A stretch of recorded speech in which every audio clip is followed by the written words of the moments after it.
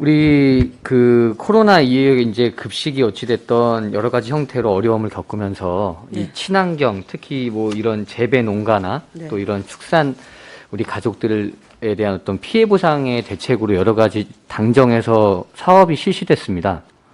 진행했던 사업들 알고 계시죠? 농산물 꾸러미 같은 경우에 네, 작년에 그 사업이 했었죠. 네. 거의 예산이 어느 정도 투입됐었죠? 작년도 사업이었지만 작년도 1,600. 네, 한 1,700억에 달하는 예산이었는데 네. 그때 사실 취지도 이 친환경 어찌됐든 농수산물이 많이 사용이 됐으면 좋겠다. 네. 근데 복귀를 해보니까 물론 학교 자율권에 맡긴다라는 이런 미명 아래 네. 이 친환경 어떤 농가에 대한 피해 대책이었는데 되게 가공식품 위주로 많이 소진이 많이 됐었어요. 그 부분에 대해서 굉장히 아쉬움이 많았고 질타가 많이 이어졌었는데 제가 보니까 경기도 친환경 우수 농축산물이 이제 학교급식 지원 사업입니다. 네. 이게 물론 경기도교육청의 예산이 수반되지는 않지만 이게 끊임없이 요구를 하고 있는 건데 어쨌든 지금 이 시도에서 아이들 우리 학생들 먹는 먹거리 아닙니까? 네. 정말 질 좋고 좋은 먹거리를 많이 먹여야 되는 거에 동의하시죠? 네, 혹시 동의합니다. 도교육청 차원에서 이런 거에 대한 지금 이 사업에 대한 바라보는 관점을 간략하게 좀 듣고 싶어요.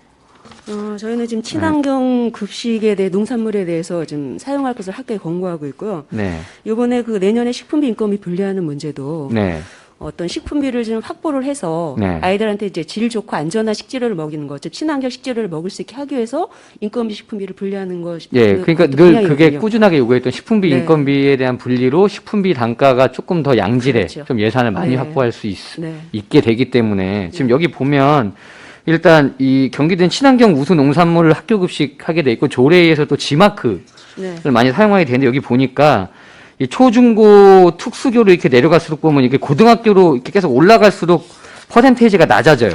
초등학교 86%에서 고등학교 참여하는 개수를 보니까 42%입니다. 204개교. 물론 이게 단위학교 예산의 자원의 한계도 있지만 이 문제는 어쨌든 지마크는 정말 경기도에서 여러 가지 어려운 과정들을 우리 그 축산 농가 가족들께서 다 검증을 받으시고 어렵게 획득을 했는데 이게 권장이 안 되면 좀 안 되지 않습니까? 왜냐하면 아이들한테 입으로 들어가는 먹거리잖아요. 그 부분은 고등학교 같은 경우는 사실 올해부터 네. 이 친환경 농산물 그 급식 지원이 시작했기 때문에 네. 사실 좀 실적이 좀 저조한 편이고요.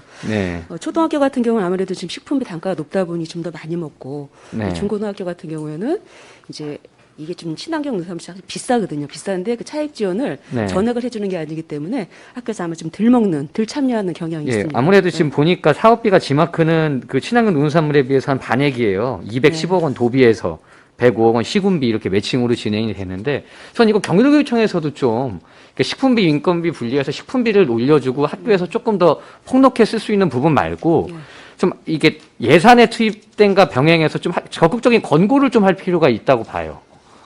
이게 얼마나 단가 차이가 나는지 모르겠지만 지마크 축산물 같은 경우에 한우 육류 1등급 이상이거든요. 네. 그러니까 굉장히 양질의 고기고 또 가공 과정도 굉장히 깨끗하게 검증을 받아요. 그래서 그렇기 때문에 이게 지마크 축산물 브랜드 경영체를 대상으로 관련 계약법에 의해서 계약이 되고 있거든요. 근데 늘 보면 우리는 정말 중요한 건데 그때 가공우유 이게 그 횡령해서 아이들한테 정말 안 좋은 우유 혹은 주지도 않았는데 이렇게 아이들 돈, 코 묻은 돈 뺏어간 그런 정말 악덕업체들 그런 사례도 있었잖아요. 네. 근데 협력 사업에는 너무 무관심하다. 저는 좀 이런 생각이 들어서 이거 예산 편성도 좀 할 필요 있고 우리 아니면 급식과장님께서 우리 지마크 축산물 브랜드 좀 이런 지마크 획득한 것에 대해서 적극적으로 권장하고 거기에서 부족한 운영비는 좀 경기도교육청에서도 좀 지원을 해줬으면 좋겠어요. 네, 그래서 저희도 지금 그 경기도 그 친환경 급식 지원센터랑 TF를 꾸려서 네. 좀 더 아이들한테 그 친환경 급식 확대하는 방안을 논의하고 고민하고 있습니다. 우리 존경하는 안강률 위원장님께서도 지금 친환경 지금 급식 확대 노력해서 TF팀 들어가 계시거든요. 네. 여기서도 보면 꾸준하게 나오는 겁니다. 지금 차액 보조율 상향 개선해 주자. 그다음 친환경 품질 개선을 통한 부실 식재료 학교 납품 사전에 차단하자. 네. 그다음 유치원도 지금 확대하자라는 게 또 하나 이슈예요. 유치원은 어떻게 생각하세요?